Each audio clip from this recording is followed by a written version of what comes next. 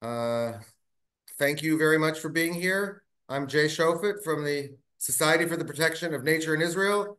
We are so thrilled to be doing a joint webinar today with Ben-Gurion University, the American Friends of Ben-Gurion University.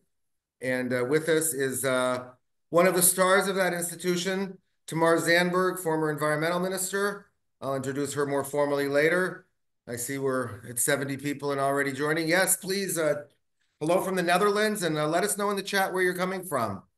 To those of you who are uh, from the American Friends of Ben-Gurion, that's one of our traditions.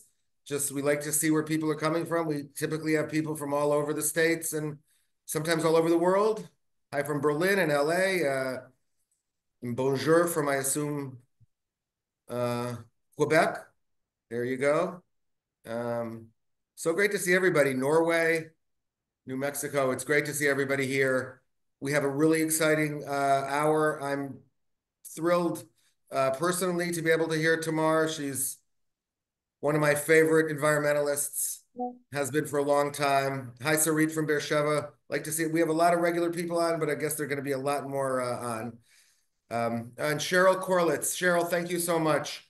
Cheryl is with the programming at American Friends of Ben-Gurion University. I've been in touch with her in the States to organize this webinar. Cheryl has been very helpful. Thank you so much, Cheryl. Great to see you here from Michigan. And all of you from Michigan and from all points all over, from Kibbutzim and Manchester. We're really glad to see all you people. And we'll get going in just a couple minutes. Let more people join. We had about 500 registered for this event, so we're going to have a lot to talk about. And wow, there's so many issues, and they're so fraught here in Israel and around the world. I'm coming to you from Miami today, actually. I'm here meeting some supporters and doing some talking all over the States. And people ask me what's the most important environmental issue in Israel right now. And it's hard for me to think about which is the most important because so many are so important and so fraught and so dangerous to our future in so many ways, what's going on here. From the potential oil transfer point in Eilat to, I don't know, rampant development and the government, which is trying to institutionalize the environmental impact bypasses on in our planning committees. But we are plugging away. We in the NGO that is Society for the Protection of Nature in Israel, and certainly at the incredible institution that is Ben-Gurion University and the Institute for Climate and Environmental Policy of the Sonnenfeld School of Climate and Environment at Ben-Gurion, which Tamar heads that institute. And I know for a fact it's from my friend, the president of Ben-Gurion University, that having Tammy there is one of his best decisions in his years as presidency, and I have to applaud that as well. So we're over 120 people now, and 3 minutes into it. We'll give it about another minute, and I will formally introduce Tamar. I am Jay Shofet from the Society for the Protection of Nature in Israel. For those of you who are not familiar with us, we are Israel's oldest and largest environmental NGO. We've been working since 1953 to protect Israel's biodiversity and natural habitats. And we've done that in cooperation with Israel's academic institutions and environmental activists since we've been around for 7 decades now. And that is why it's just great to be doing this joint webinar with Ben-Gurion and have Tamar here. Wow, hello to all of you from all over. It's really great to see the reach of this webinar. Oh, my favorite place, the Berkshires, where I grew up, and miss them a lot. But it's great to be in the States. I'll be heading out a busy trip to Chicago, Jackson Hole, Denver, Raleigh, Durham, New York, and Boston over the next 3 weeks. So please get in touch. You know how to get in touch with both of us here at Ben-Gurion and at SPNI.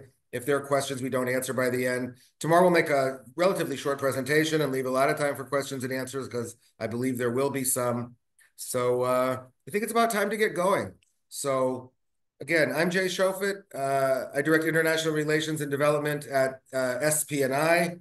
And we are so thrilled to be cooperating with the Ben-Gurion University's Institute for Environment and Climate Policy, headed by Tamar Zandberg. Tamar is a longtime environmental activist, political activist of the Meretz Party. She was a member of Knesset from 2013 to 2021. The last 2 years of which, almost 2 years, she was Minister of Environmental Protection in that government. And since then, she's been at Ben-Gurion University. She's a real environmental activist in her heart. I believe she got her master's at Ben-Gurion University, and she has a law degree from Tel Aviv University. Really one of the top environmentalists we need on our side. I became very aware of Tamar during the 2011 social protests she was very active in the Tel Aviv City Council. But she's been a national politician for really a decade now, and we are hopeful that she will be back in power. We in the environmental community were thrilled when Tamar took this position at Ben-Gurion University. We know it's going to be great for all of us and for the environment. So I think we're basically ready to go. Tamar, thank you so much for being here. Looking forward to hearing your talk. And so people, if you have questions, the question and answer feature is the best place to write them. But if you do write them in the chat, we'll try to get to them as well. Tamar will give a brief presentation and then take your questions, and I'm sure there'll be many. So thank you all very much. And thank you, David Amichai, back office in his home in Jerusalem, and Cheryl Corlitz. Couldn't have done this without you. Thank you so much for the work of American Friends of Ben-Gurion University. And of course, the American Friends of Society for the Protection of Nature in Israel, called Nature Israel. And our people, board members, are here as well. So welcome everyone from all over. Thank you, Tamar.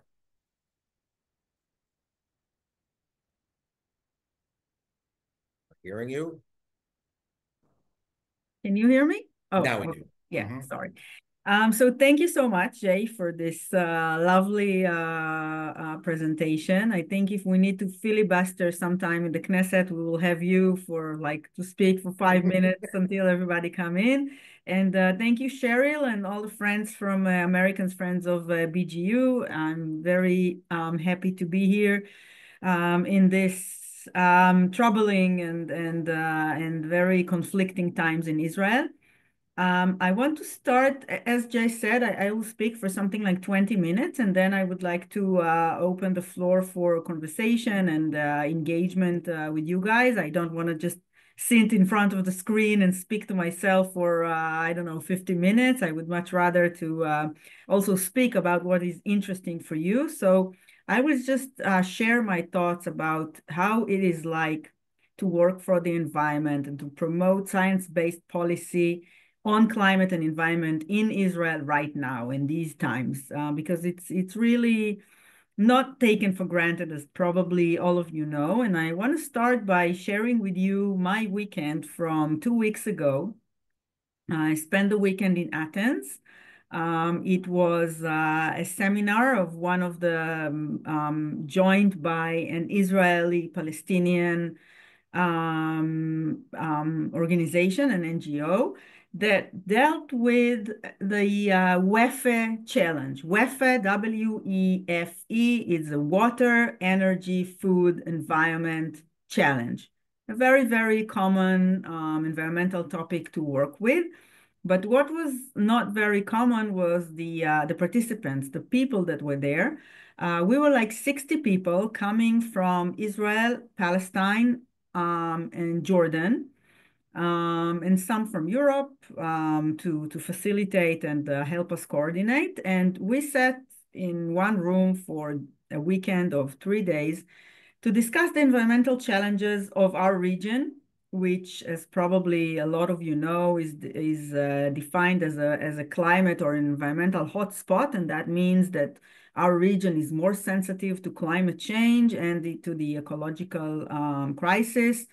We are speeding in the pace that we are getting warmer, hotter actually, and drier. The scarcity of water is increasing. Food security is not secured. All of these issues also affect the national security and the stability of countries and regimes in our region.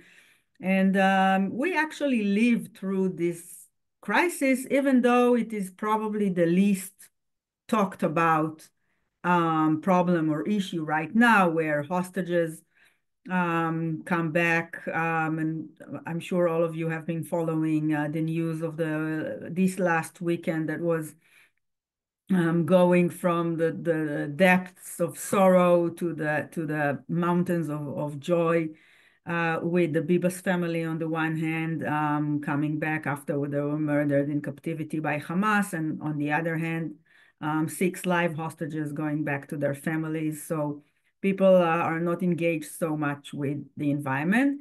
But that weekend, 2 weeks ago, we gathered there, 60 people. Some of them are former politicians, heads of academics from different universities, heads of organizations, private consultants, 20 Israelis, 20 Palestinians, and 20 Jordanians in one room in these times. And it was during a weekend. So one of the releases of the hostages were actually during those discussions. And I looked around the room and I asked myself, I mean, is this room I mean, how many rooms like this someone has seen in the last 16 months or 17 months already? And I asked the organizers, and they said that as far as they know, it was the first time that a gathering like that happened since October 7th, 23. And I came with some concerns how it's going to go, how is the conversation going to be like? And of course, people share their experiences and their concerns and their feelings even.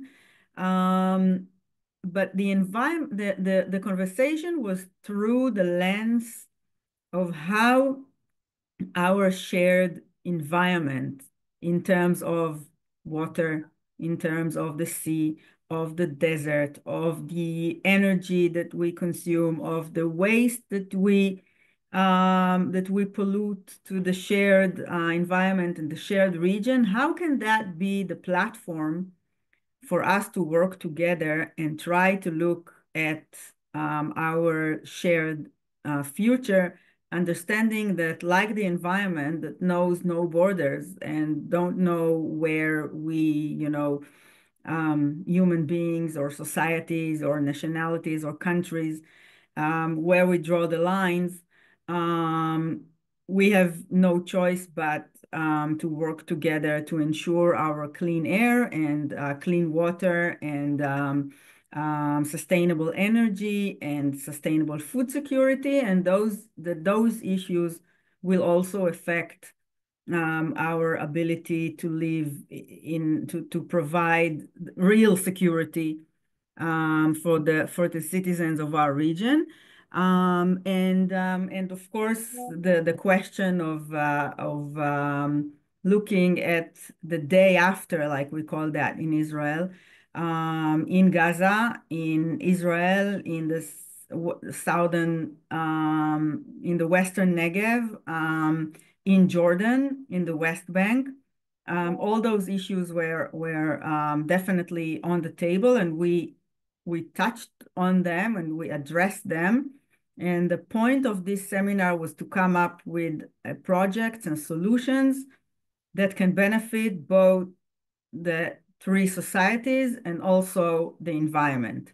And going off grid, understanding that energy stability and energy security is one of the issues and one of the lessons from October 7th, but also from the Ukraine war, for example, and that food security is a threat to all of us, that actually water scarcity, and that is something that probably, as many of you know, Israel is a world leader in water technologies, water policy, and can actually be a champion not only of the world, but also of our region.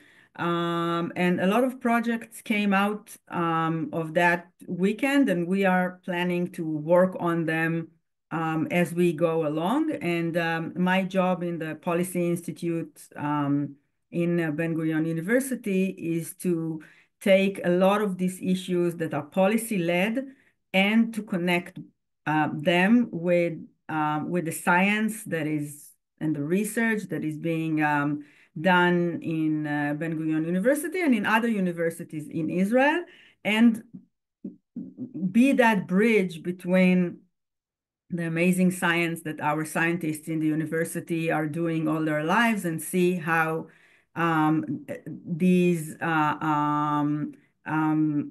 knowledge, data, science, research can serve um, promoting policies in our very, very, I would say, crisis country, region, and world.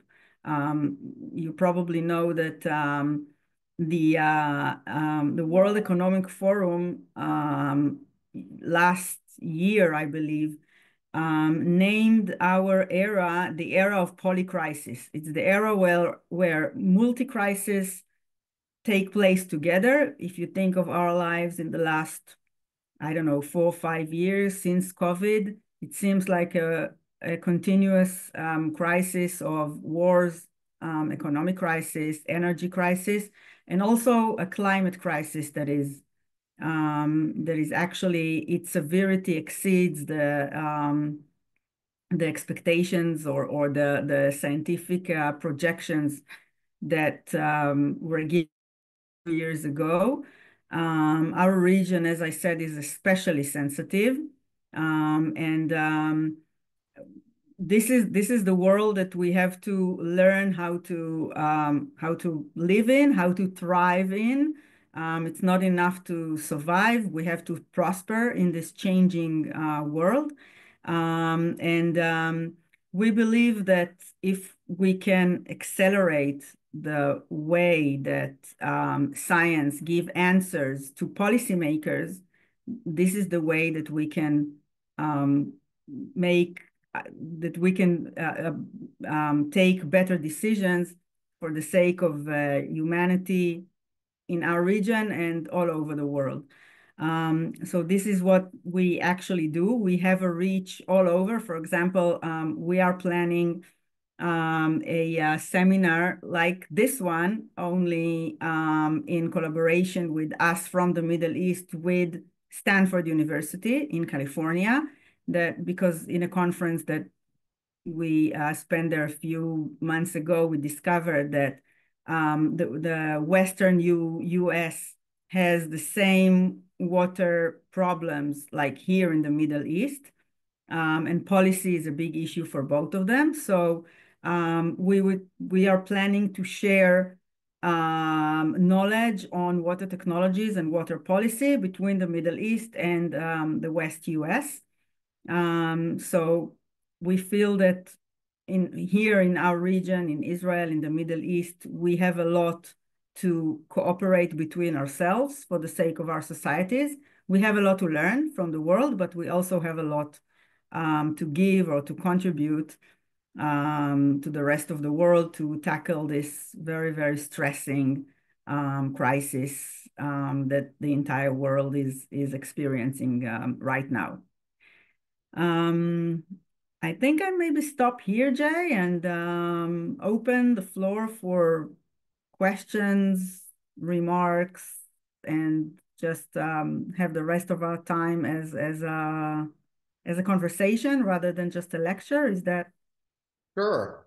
I mean, we have one question already, and it relates to economical and portable desalination technology for farmers in Israel. I'm not sure what that means, but let me enlarge that question and see before you answer it, which is that I like to say, I mean, you compared us to California, and I also spent some time there, and I mean, it kind of drives me nuts that America doesn't desalinate water. We've been studying the effects, the potential negative effects in the Mediterranean for, I think it's almost 20 years now, 19 years, and we really haven't noticed any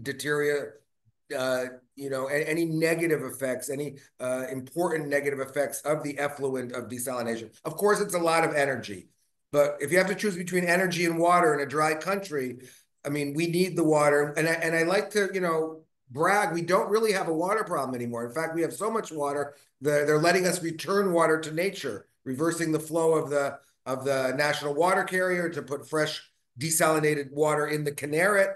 Eventually, we'll be able to open up the dam at the bottom of the Kinneret and let water flow through the southern Jordan River.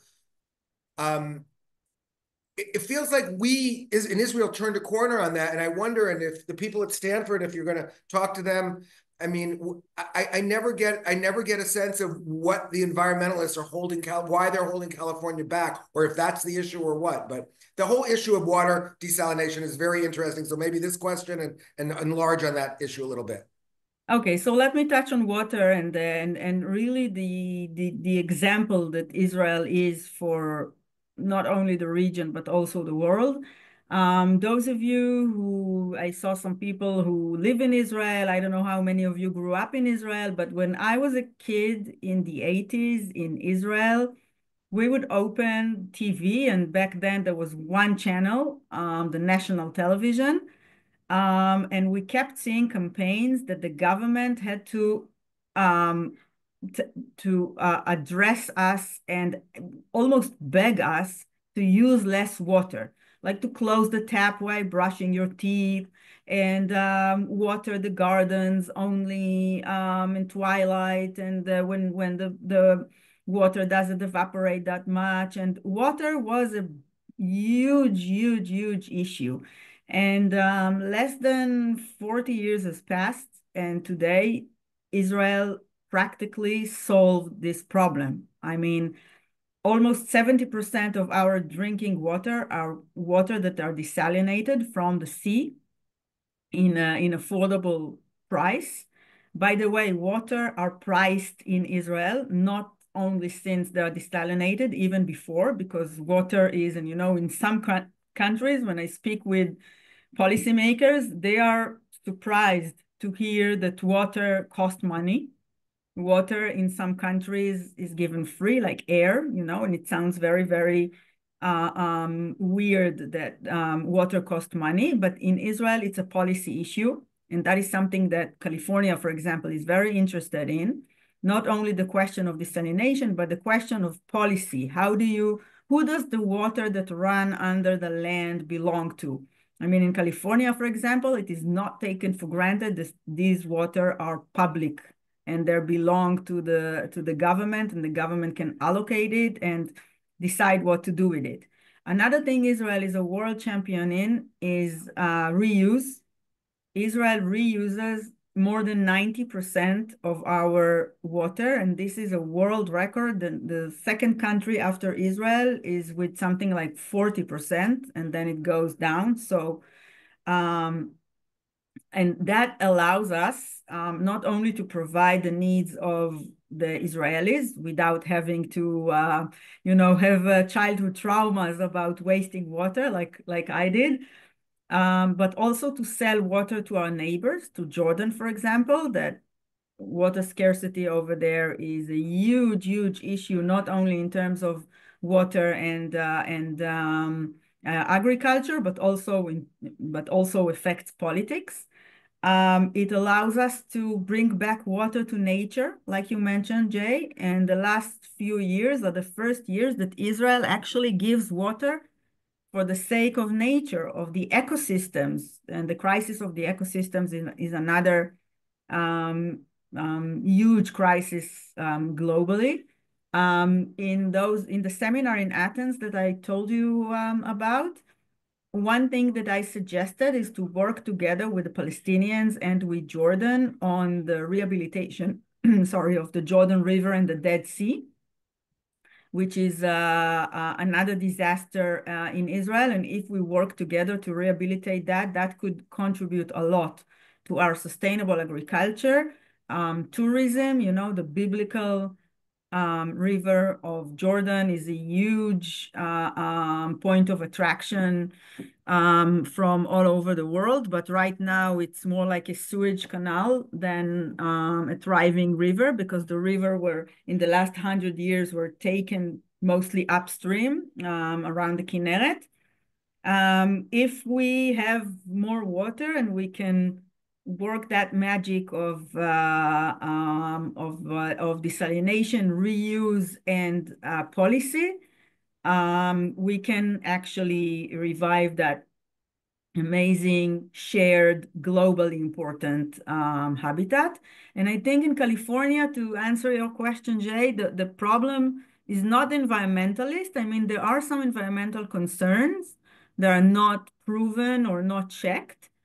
You know, the general idea of sustainability is not to overuse resources, but of course, desalination of water is one of it will not go away, and it can only provide more water to a lot of places where it's needed, including nature. I hear you. That was good. Now we have a lot of questions going on. We could touch on desalination a little bit more. I'll just answer a question that was in the chat, which is about the studies that have been done. The studies that I have seen, including studies in the Red Sea, have said that the cumulative effect of the brine, the salty water that is effluent from the desalination plants, ranges somewhere between barely detectable to in the natural variation of salinity of water, even in an enclosed sea, a smaller enclosed sea like the Red Sea. In the Mediterranean, which is an enclosed sea but much bigger, we really feel that it's the effect, if any, on the salinity of water and otherwise is negligible. So we're hoping that that is hopeful for the future if the policy changes and anywhere else in the world. And it's true. I like to say we have a very smart water grid. We've been doing this for a long time and we reuse the water and stuff. If only our electricity grid were as smart as our water grid, we'd be in better shape with renewable energy, for example. Look, Cheryl and other people are asking about the research that you do in the Institute and how does that get turned into practical applications? Does it take a long time? Who makes that happen? Who's in charge of that? What's the process there?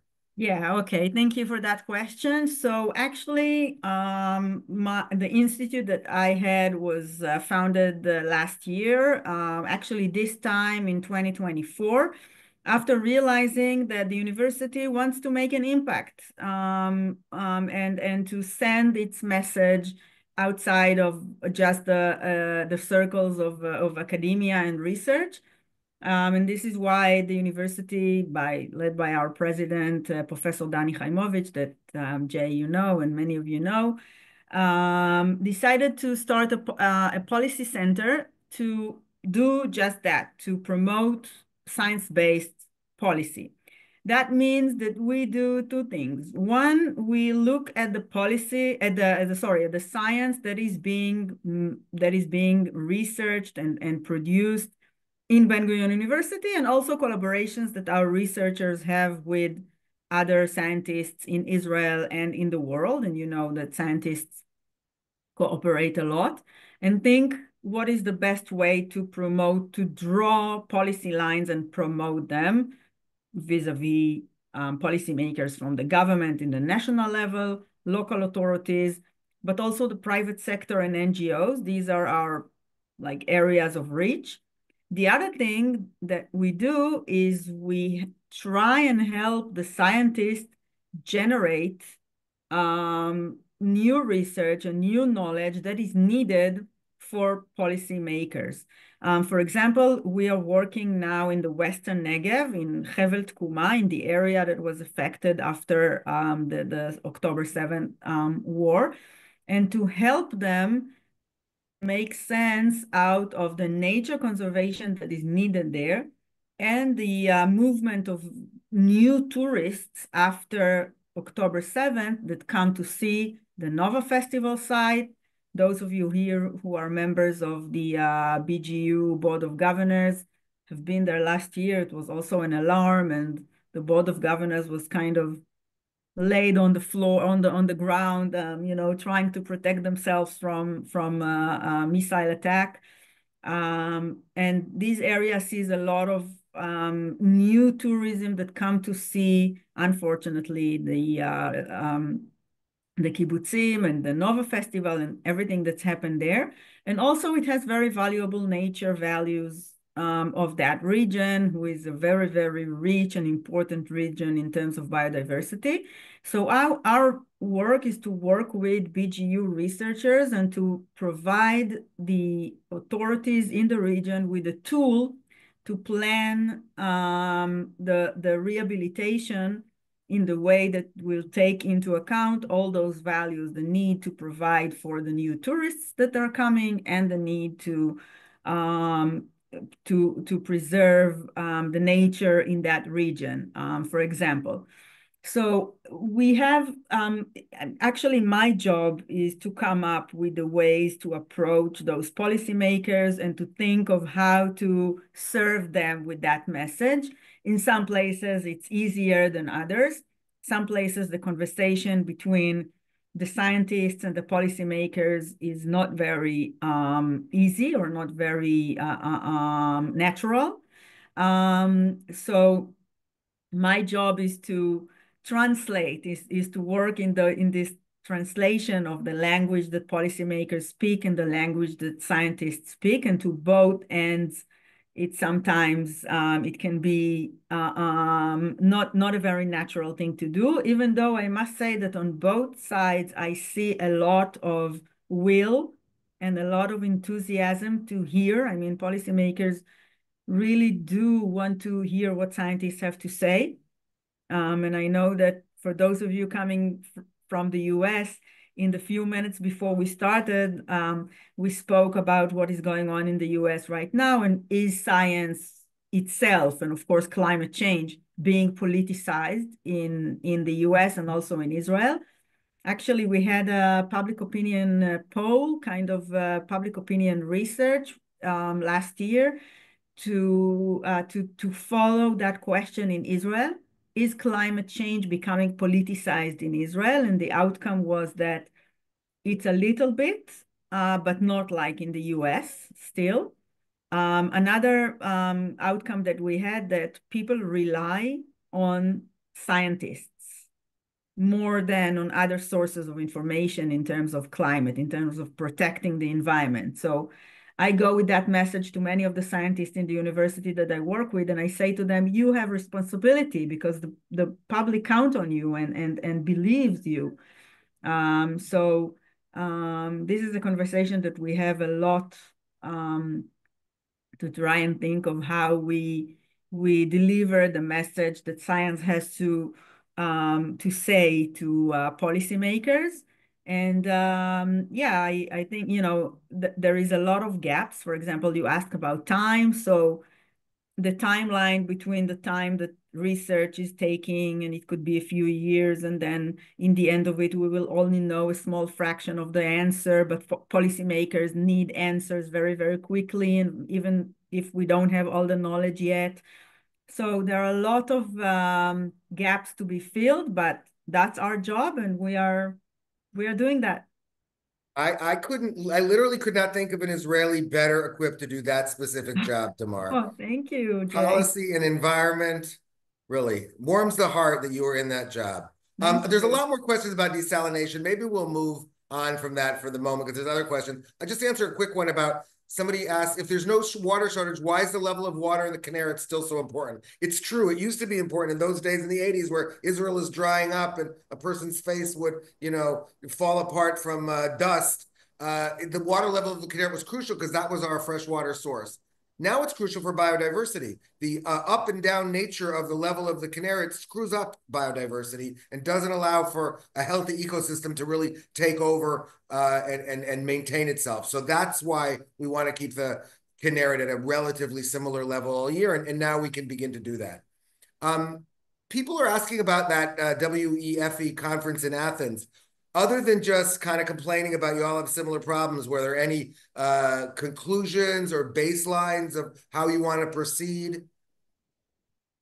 Yes, definitely. The third day out of the three, the last day was dedicated to coming up with actual projects that we can achieve in this group. For example, I proposed working together on rehabilitating the Jordan River and the Dead Sea. And a lot of that is coming up with the water that has to come back to that. And we spent some time thinking of the economic, hydrological, geological work, both on the research side and the policy side, that we will have to do in order to actually calculate how much water we need back in the Jordan River for the sake of the ecological system and for the sake of of stopping the decrease of the Dead Sea level. Where would that water come from? How much would that cost?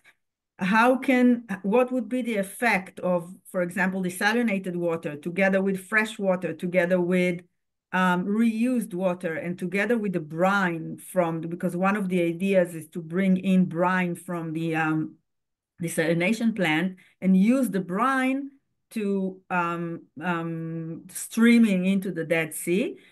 So this idea takes research, and this is what this is what we are here for. I'm not the scientist, but the idea is to create a group of scientists from different, for example, hydrologists, geologists, economics, etc., and have them work together on a few alternatives to rehabilitate that system.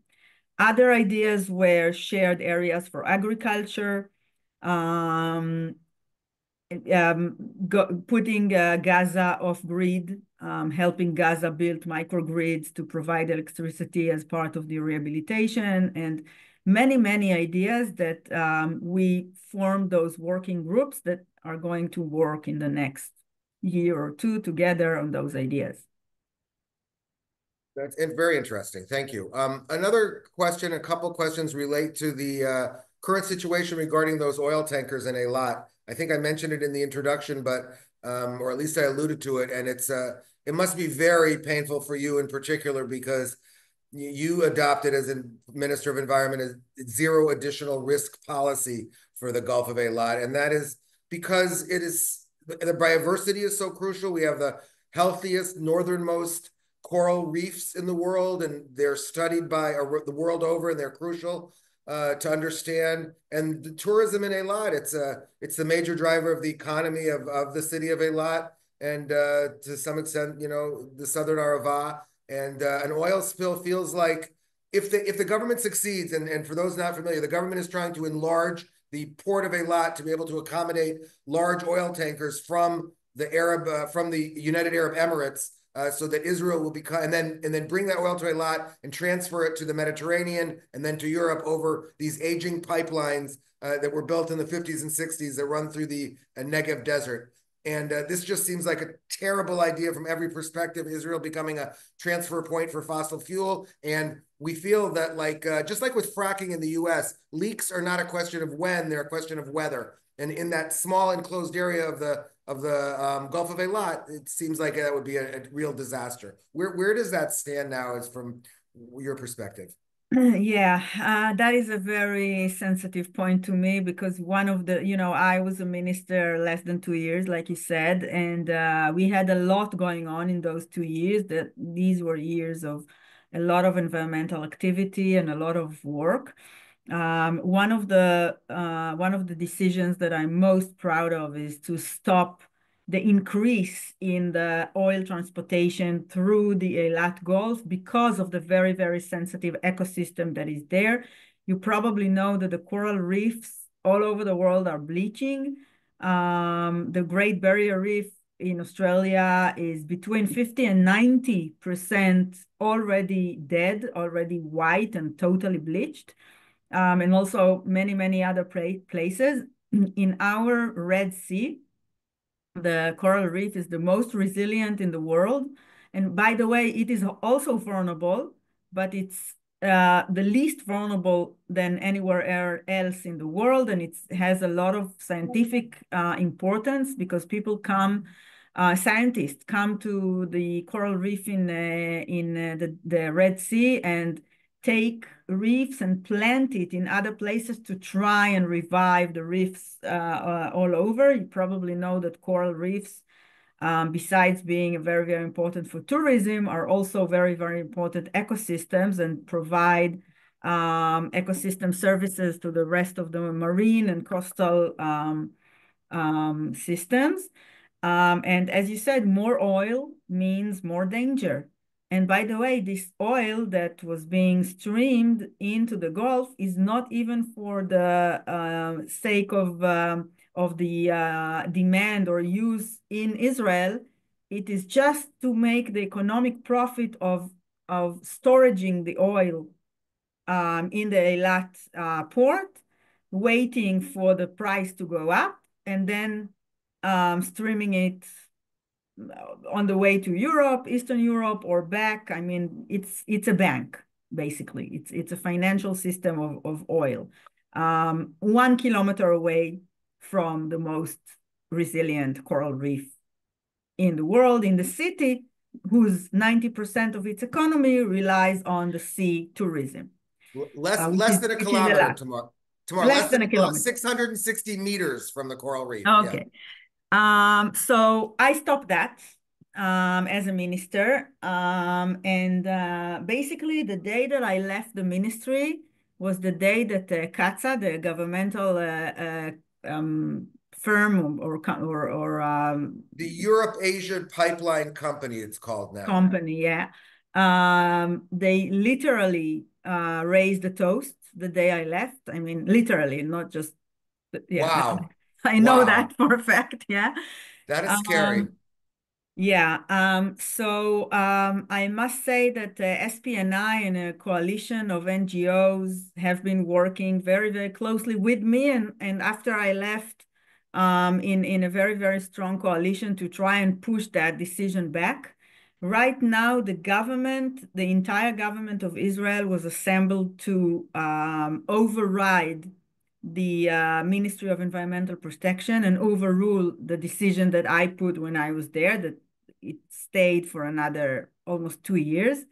And right now, as we speak, it's under dispute because there is a lot of pressure from a lot of very powerful people to hold back that decision.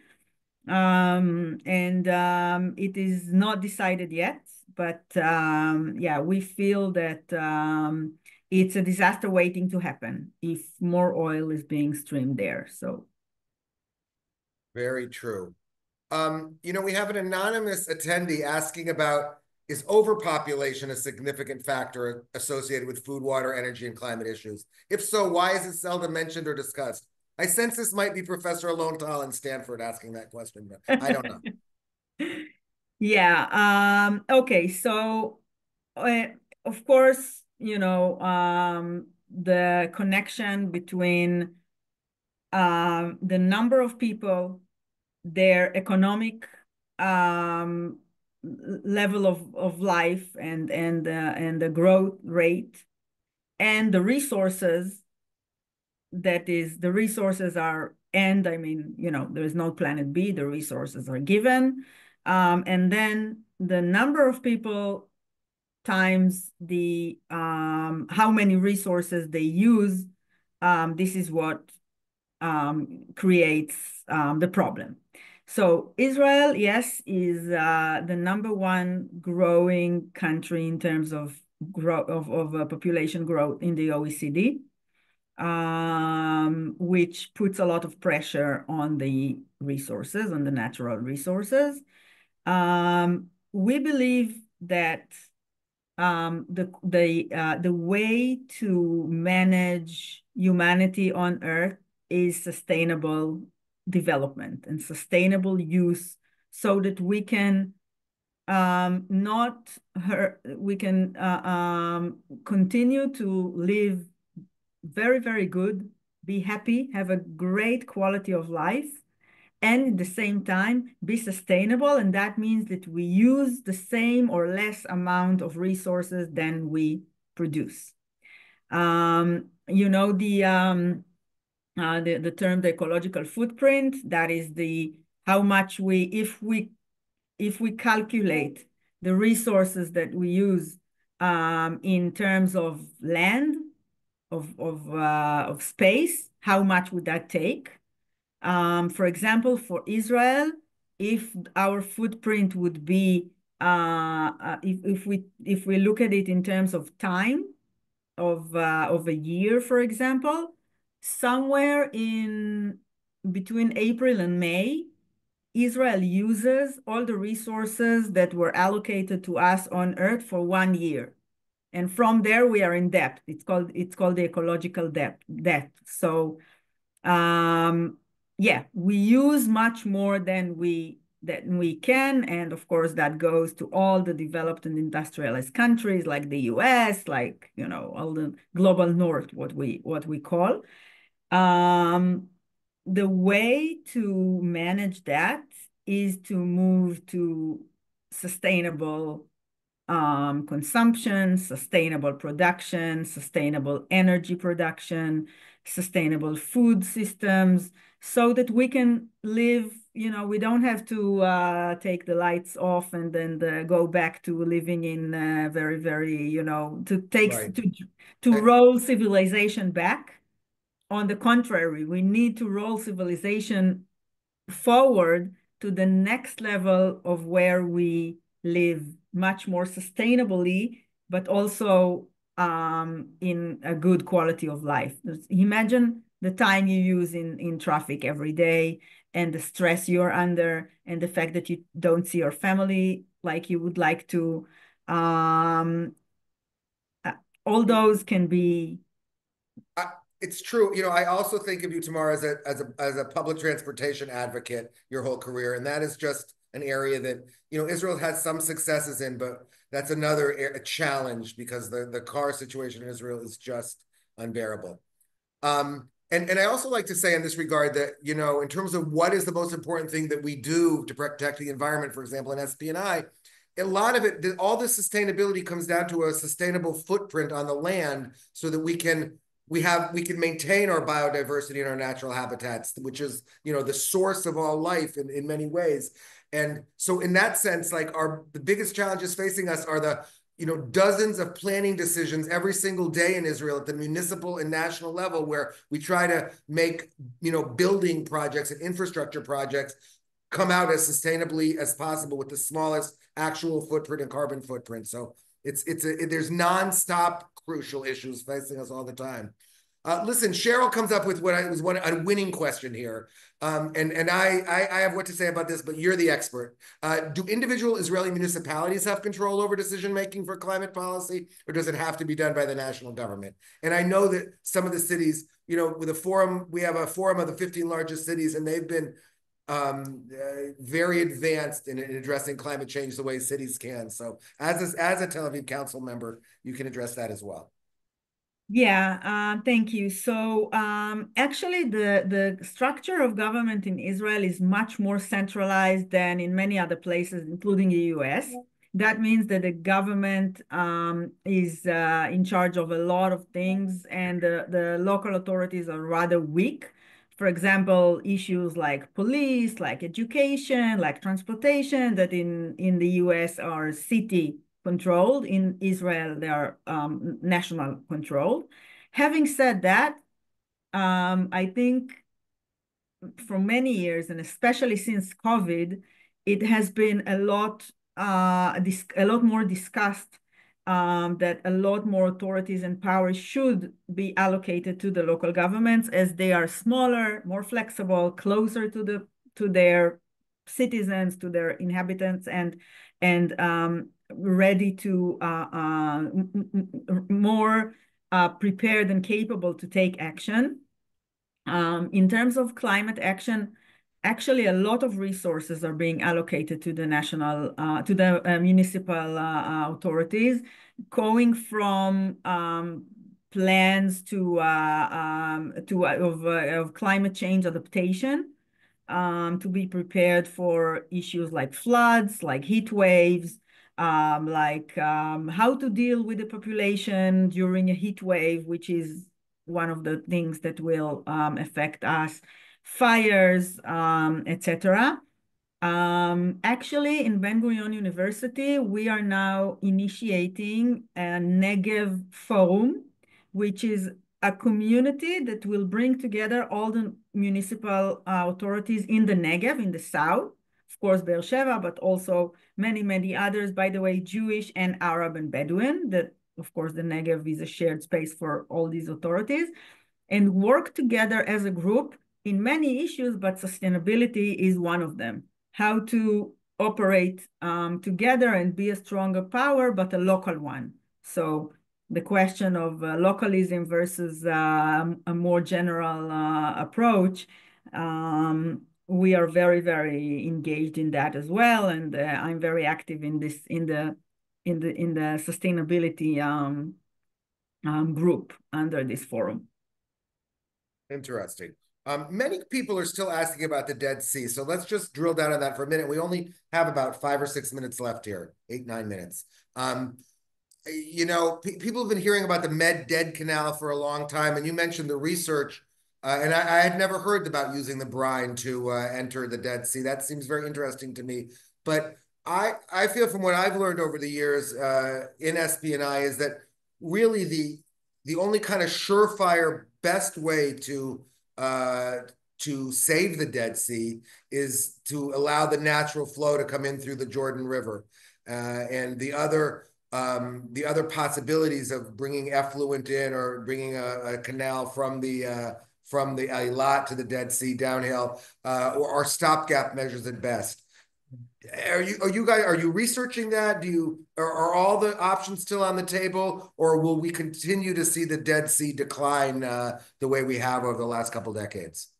Okay, so the idea to bring water from the Red Dead Canal, the idea to bring water with a very, very expensive pipe, which is also against the topology from the Dead Sea from the Red Sea to the Dead Sea is basically dead. Enough to say that we have been engaging that for about 30 years and nothing has happened in that direction.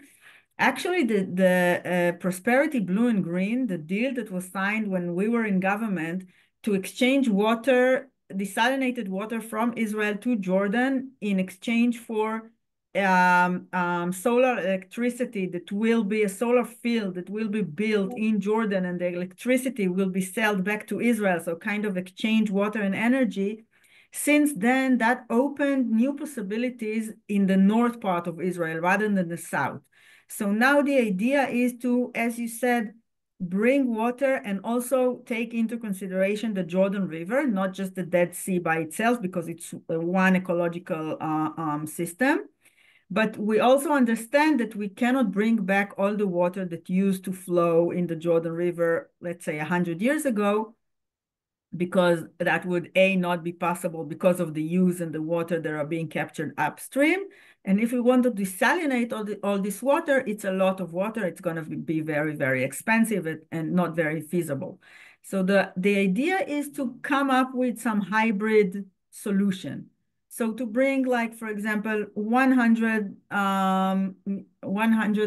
Malmak, that's million tons of water a year that will be out of, let's say, the 600 that is needed. So 100 desalinated water, 100 water from reuse sewage water that will be brought there, some brine, some seawater. So to come up with some kind of a hybrid solution that will combine a few sources of water. And then we need science to experiment and to check those different possibilities and different mixtures of water to see what happens, what will happen to the ecosystem, what would happen to what would be the chemical reaction, what will be the geological reaction, what would be the economic model of that. So these are all scientific questions that we want to answer to serve this policy of reviving this such important ecosystem. Yeah. Very, very interesting, very important. I love that green blue deal. I mean, I think it was one of the historic successes of your government. And We at the Ben-Gurion climate change conference last week or a couple of weeks ago, it was discussed, and I'm thirsty to have it happen. So everybody understands, we sell desalinated water to Jordan, and they sell us back electricity from their solar fields. We believe that the desert in Jordan has kind of fewer important nature values than the Negev desert, which is why we want it from there. And also And it's in bigger. Jordan, right across from the main population center of Israel, it's actually the Jordanian desert that's actually closer to the main population centers in Israel than is the southern Negev. So we save electricity transfer at that as well. I really hope that's going to go through. Are you optimistic that this is happening even in this government? I think that it's not only this government, it's obviously the situation Right. with the war going In on, general, and yes. right now it's frozen. I think that if I go back to the beginning of my presentation and saying that I think when you look at the future of our region, everybody understands that it's going to be regional, and even not only Israel Jordan or Israel Palestinians, but also the larger region in terms of the Abraham Accord and also Saudi Arabia. So I mean, it's for sure it's going to be a regional era. So I believe that under that roof, where it's not a bilateral conversation, not between only Israel and Palestinians, but also Israelis and Jordanians, etc., it would be easier to have the guarantees needed and the atmosphere needed once a larger region, larger money, larger stakeholders, also from Europe and the US, are involved. It would provide the stability that will be needed to go back to projects like that. And I must say that I saw one question that I kind of grasped regarding the cut in U.S. funding. Right. I That was going to end with that question, Tamar. So okay. go for it. Yes. Okay, so just to say that it is very, very, very felt here in NGOs, in universities. Um, I think that a lot of people are asking themselves for, first of all, for an alternative for the funding and the money for a lot of projects, but also the question of the commitment and the involvement of the US that we were used to think of as truly the leader of the free world, the leader of our, even values, the way we want to look at the group that we belong to in the world. And I think there is a lot of people look to see what is going to happen. Of course, the Trump administration, I must say, gets a lot of credit and support for its role here from everybody, not just the right, regarding the hostages and those deals and everything that was being done there. But I think that especially on climate and environmental policy, stability, long-term investments, looking at the horizon is very important, and that is very, very shaky at the moment. So we have to believe really, really hard, and I'm a believer. I'm an optimist. So, but it takes a lot of work to keep on, to hanging on to many of the things that we are doing, and to understand that it's really a long term and a process that we have to stay on track. Wow. Thank you so much. David, if we could maybe put up the final slide, we're going to say goodbye to Tamar and to all of you. We appreciate so much everybody being here. I know there's literally dozens of questions we didn't get to, both in Yeah, the I chat see and the now. Wow. Q&A.